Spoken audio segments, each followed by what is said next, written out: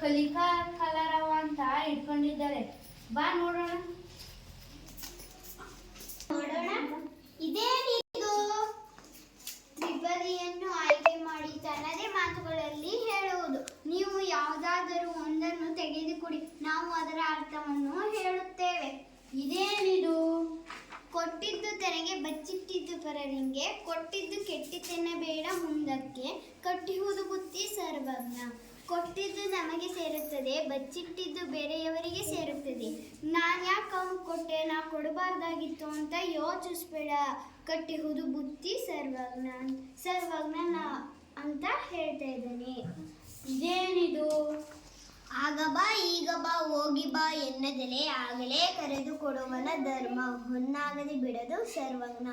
ಆಗ್ ಬಾ ಈಗ ಬಾ ಹೋಗ್ ಬಾ ಎಂದೇ ಆಗ್ಲೇ ಕರೆದು ಕೊಡೋದೇ ಧರ್ಮ. ಆಗ ನಮ್ಮ ಬದುಕು ಚಿನ್ನ ಆಗುತ್ತೆ, ಹೊನ್ನಾಗುತ್ತೆ ಅಂತ ಸರ್ವಜ್ಞ ಹೇಳಿದ್ದಾನೆ. ಇದೇನಿದು? ನಡೆಯುವುದೊಂದೇ ಭೂಮಿ, ಕುಡಿಯುವುದೊಂದೇ ನೀರು, ಸುಡು ಅಗ್ನಿಯೊಂದೇ ಇರುತ್ತಿರಲು ಕುಲಗೋತ್ರ ನಡುವೆ ಎತ್ತಣದು ಸರ್ವಜ್ಞ. ಎಲ್ಲರಿಗೂ ನಡೆಯೋಕಿರೋದು ಒಂದೇ ಭೂಮಿ, ಎಲ್ಲರಿಗೂ ಕುಡಿಯೋಕಿರೋದು ಒಂದೇ ನೀರು, ಅಡುಗೆ ಮಾಡೋಕ್ಕೆ ಏನಾದರೂ ಸುಡೋಕೆ ಎಲ್ಲರಿಗೂ ಒಂದೇ ಬೆಂಕಿ. ಆದರೆ ಯಾಕೆ ಈ ಮನುಷ್ಯರು ಕುಲ ಗೋತ್ರ ಅಂತ ಜಗಳ ಆಡ್ತಾರೆ ಅಂತ ಸರ್ವಜ್ಞ ಹೇಳಿದ್ದಾನೆ. ಇದೇನಿದು? ಇಲ್ಲಿ ಸ್ವಂತ ವಾಕ್ಯ ರಚನೆ ಅಂತ ಬರೆದಿದ್ದಾರೆ. ಇದು ಮಿಂಚುಪಟ್ಟಿಗಳ ಅರ್ಥ ಹೇಳಿ ಸ್ವಂತ ವಾಕ್ಯ ರಚನೆ ಮಾಡುವುದು. ಇದ್ದಲ್ಲಿ ಯಾವ್ದಾರ ಒಂದು ತೆಗೆದುಕೊಡಿ, ನಾವು ಅದಕ್ಕೆ ಸ್ವಂತ ವಾಕ್ಯ ರಚನೆ ಮಾಡುತ್ತೇವೆ. ಇದೇನಿದು? ಒಂದಂದ್ರೆ ಚಿನ್ನ, ಇದರ ಕಳ್ಳರು ಕಳ್ಳತನ ಮಾಡುತ್ತಾರೆ. ಇದೇನಿದು? ಇದು ಗರ್ವ. ಗರ್ವ ಅಂದರೆ ಜಂಬ, ಬೇರೆಯವರು ನಮ್ಮನ್ನು ನೋಡಿ ಗರ್ವ ಪಡಬಾರದು. ಇದೇನಿದು? ಇದು ತ್ರಿಪದಿ. ತ್ರಿಪದಿ ಅಂದರೆ 3 ಸಾಲುಗಳು. ಸರ್ವಜ್ಞನ ಪದ್ಯದಲ್ಲಿ ತ್ರಿಪದಿ ಇದೆ. ಇದೇನಿದು? ಇದು ಬುತ್ತಿ. ನಾವು ಈರಪ್ಪನ ಬೆಟ್ಟಕ್ಕೆ ಹೋಗುವಾಗ ಬುತ್ತಿಯನ್ನು ತೆಗೆದುಕೊಂಡು ಹೋಗುತ್ತೇವೆ.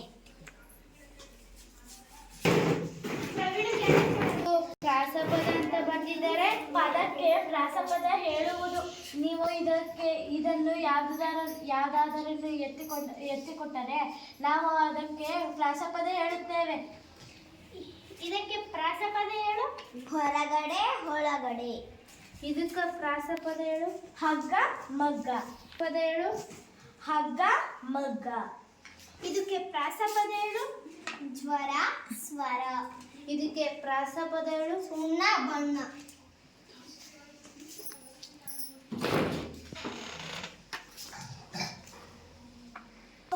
ಇಲ್ಲೇನು ಒಂದೊಂದು ಸಾಲುಗಳನ್ನು ಬರೆದಿದೆ. ತ್ರಿಪದಿಯ ಸಾಲನ್ನು ಆಯ್ಕೆ ಮಾಡಿ ಹಿಂದಿನ ಮುಂದಿನ ಸಾಲುಗಳನ್ನು ಬರೆದು ತೆಗೆದುಕೊಟ್ಟರೆ ನಾವು ಅದರ ಹಿಂದಿನ ಮುಂದಿನ ಸಂಖ್ಯೆಯನ್ನು ಬರೆದು ತೋರಿಸುತ್ತೇವೆ. ಇದಕ್ಕೇನಂತ ಬರಿ. ಇದಕ್ಕೇನಾದ್ರು ಬರಿ. ಇದಕ್ಕೇನಾದ್ರು ಬರಿ. ಇದಕ್ಕೆ ಬರಿ.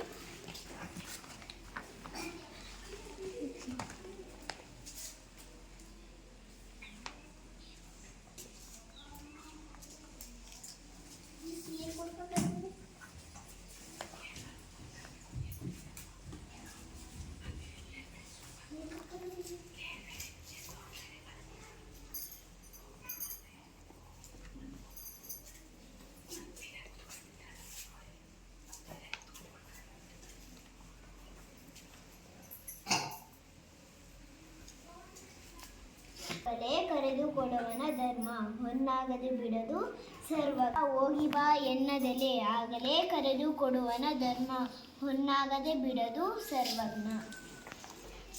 ಬಚ್ಚಿಟ್ಟಿದ್ದು ಪರರಿಗೆ, ಕೊಟ್ಟಿದ್ದು ಕೆಟ್ಟಿತೆನ್ನಬೇಡ ಮುಂದಕ್ಕೆ, ಕಟ್ಟಿಹುದು ಬುತ್ತಿ ಸರ್ವಜ್ಞ. ನಡೆಯುವುದೊಂದೇ ಭೂಮಿ, ಕುಡಿಯುವುದೊಂದೇ ನೀರು, ಸುಡು ಅಗ್ನಿಯೊಂದೇ ಇರುತ್ತಿರಲು ಕುಲಗೋತ್ರ ನಡುವೆ ಎತ್ತಡದು ಸರ್ವಜ್ಞ. ಪ್ರಾಸಪದಗಳ ಬಳಸಿ ಕವನ ರಚಿಸೋಣ ಅಂತ ಬರೆದಿದ್ದಾರೆ. ಕವನ ನಿಮ್ಗೆ ಬರೆಯಕ್ಕೆ ಬರುತ್ತದಾ? ಹೌದು, ನಾವು ಕವನ ಬರೆಯುತ್ತೇವೆ. ಒಂದೊಂದು ಎತ್ತಿಕೊಡಿ. ನನಗೆ ಸಿಕ್ಕಿರುವ ವಿಷಯ ಮಂಗ.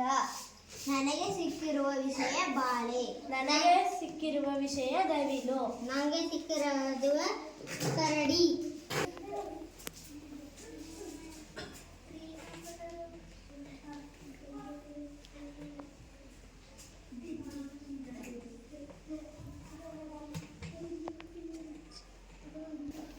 ಪುಷ್ಪ ಒಬ್ಬಳು ಬಾಳೆ, ಅವಳು ಮಾಡಿದಳು ಮಾಲೆ, ಅವಳು ಸುಂದರ ಬಾಳೆ, ಅವಳು ಮಾಡಿದಳು ಬಣ್ಣ ಬಣ್ಣದ ಹೂಮಾಲೆ.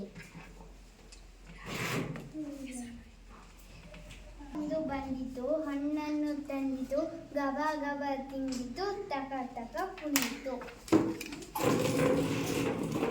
ನವಿಲು ಒಂದು ಬಂದಿತು, ಗರಿಯನ್ನು ಬಿಚ್ಚಿತು, ತಕ ತಕ ಕುಣಿಯಿತು, ಗರಿ ಪಳಪಳ ಹೊಳೆಯಿತು. ಕರಡಿಯೊಂದು ಬಂದಿತು, ಜೇನು ಅರಸಿ ತಿಂದಿತು, ಎಲ್ಲರಿಗೂ ಹಂಚಿತು, ಖುಷಿಯಿಂದ ಕುಣಿಯಿತು.